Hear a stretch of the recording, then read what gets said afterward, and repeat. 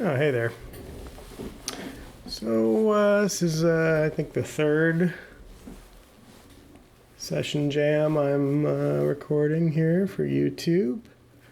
This one, I had a little idea in my head of what I wanted to do. I had a tempo, which I just tapped in there, and then obviously we got some metronome action, and my idea was to do a 16th note kind of grooving bass line. That was really all the idea that I had. 16th note bass lines are probably Jaco Pastorius was the earliest real proponent of, this kind of 16th note groove style. A lot of guys have done it since. Rocco Prestia from Tower of Power. More modern day guys like, Michael League or Victor Wooten. A lot of guys use this 16th note idea. I don't know if this is really that great an example of that, to be perfectly honest, but that was what I was thinking about when I started this jam, and I was thinking that playing the 16th notes live on the pads would be problematic, so I decided to try and do it with the step editor here, which worked out okay. I'm just really trying to find a good sound here, really a good line, right? A good bass line is what I'm looking for here.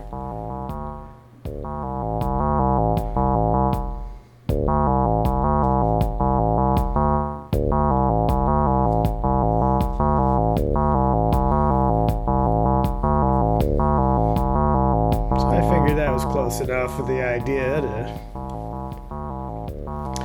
start messing around, look for a different kind of bass sound. This one wasn't what I was thinking really of at all, but I kind of liked how it sounded, so I decided to mess around with the knobs and see what I could do with it.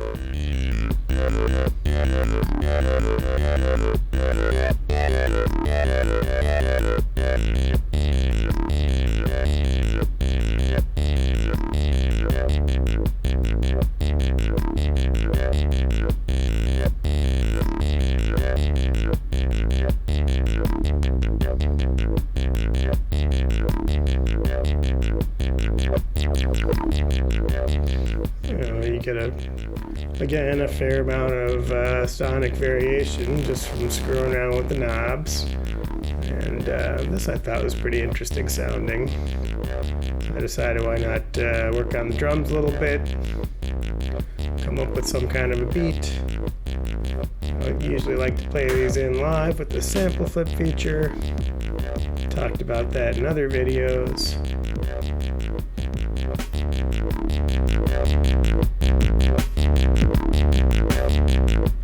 It's really, at this point, drifting pretty significantly from my initial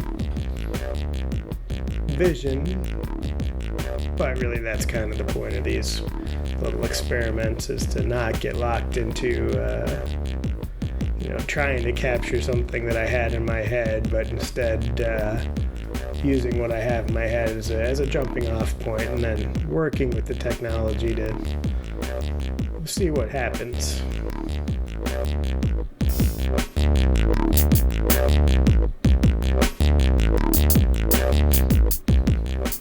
Using TerraKit's sample kit again here, drum samples.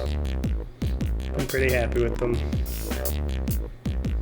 Probably keep, it's a little bit of a pain to load sounds on here. It's not terrible, but you gotta plug it into your computer and start up the software, and it takes actually, what in a modern day time frame seems like a long time. I guess, all things being considered, the 2 minutes or whatever it takes is not really that significant. It might be more than 2 minutes, but it's certainly less than 10, so you can leave it unattended. So first world problems obviously, but I don't change the sounds on my circuit very frequently. Kind of well, you know, you load a bunch on there. There's a lot of different, you know, potentialities to discover. And it's not like, so far at least, I've found one pack that's just amazingly better than any other pack. So yeah, you know, every now and then when I feel like a change of scenery, I change the sounds.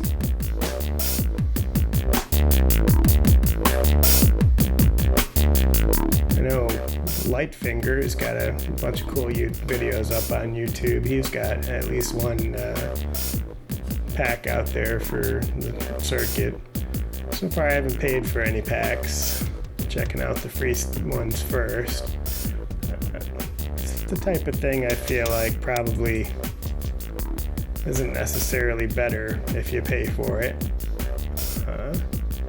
I think most of these are being done largely for love anyway.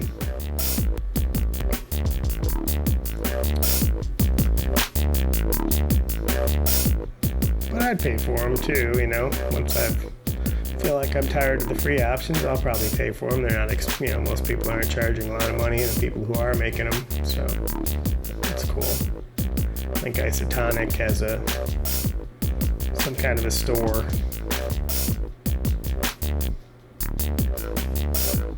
for patches, sample packs.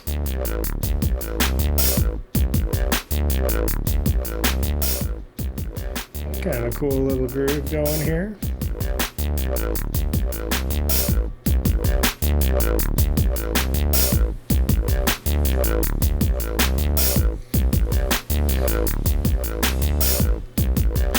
Here I was really trying, I think I talked in a previous video about this idea of kind of layering two independent, you know, drum patterns, almost like sample loops together. And here I was really thinking about that, trying to get kind of drum 1 and 3. I think 1 is bass and snare and 3 is hi-hat, and then 2 and 4 I was thinking would also be a track where 2 is bass and snare again, and then 4 I wasn't sure what I was going to do, whether it be more cymbals, or I was messing around with some of these percussion sounds, looking for some cool ones. It doesn't seem like he's got a good set of like matched bongos or congas or anything in here, which I would like. You know, where you've got a low one and a high one that sound like they came from the same, you know, set. So you can do some cool little ham percussion-y things with just one, you know, kind of bongo or conga sound. It's a little hard to get a natural sounding percussion part. Those in the middle of the second bottom row there are probably the least useful samples in this pack. I get it, you want to throw a couple in there, just the sound effect-y kind of sounds. You need a little spice.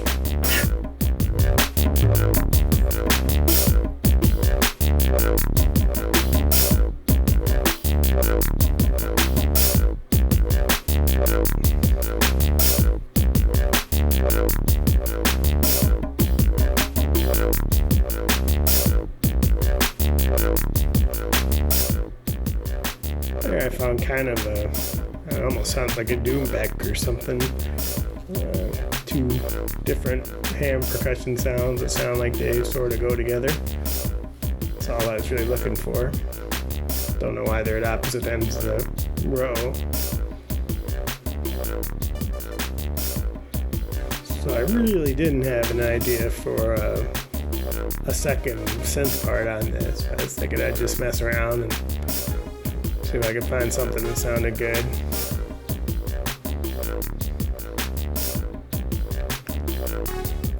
Doing these videos, I noticed that I tend to follow the same workflow most times. Kind of depends what I have in mind to start, but it was like I lay down that metronome, and then I lay down a bass line, and then I do some kind of a keyboardy patty thing. Then I do the drums, and then I do the keyboardy patty thing like I'm doing here.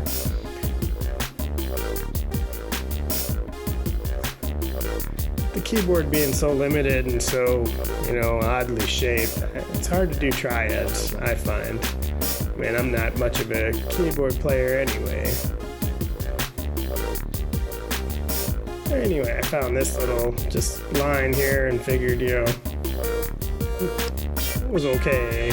Didn't love it, but I figured, maybe play around with the patch, see if I could make it into something a little more interesting.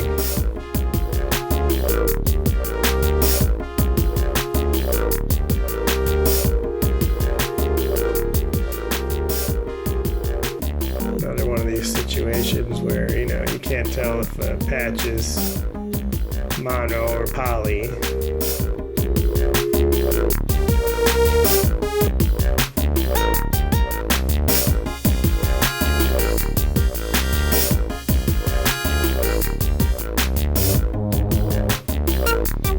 This one has like kind of an interesting square wave LFO effect. But I found the speed of the LFO is controlled by the first knob there. Which is kind of fun. Try to find a cool kind of polyrhythm to run that at.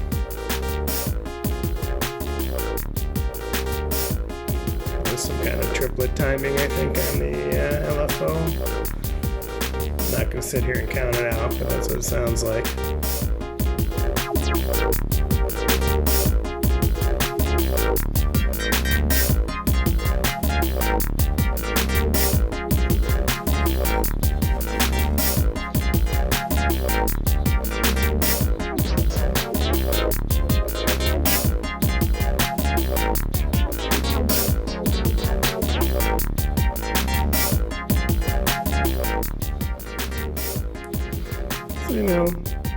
That's definitely, I think, more interesting sounding than what I had before with the initial patch. Like playing with the patches is a valid way of making a part more interesting. Here I'm messing around with the side chaining feature. It's a real techno-y house kind of music thing. I didn't really know much about it till I got to Circuit and started learning about it. The idea basically is you have a compressor pumping in unison with a bass drum usually. And in techno, your bass drum is so regular on every beat. It gives you, anything you apply the side chain to just sounds like it's more kind of in the rhythm, I think.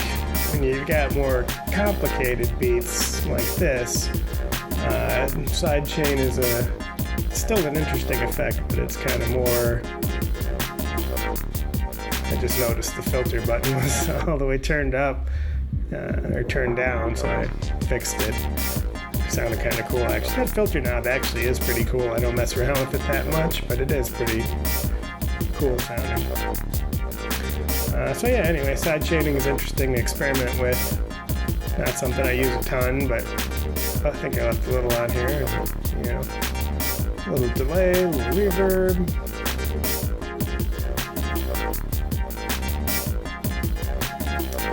And that's pretty much it.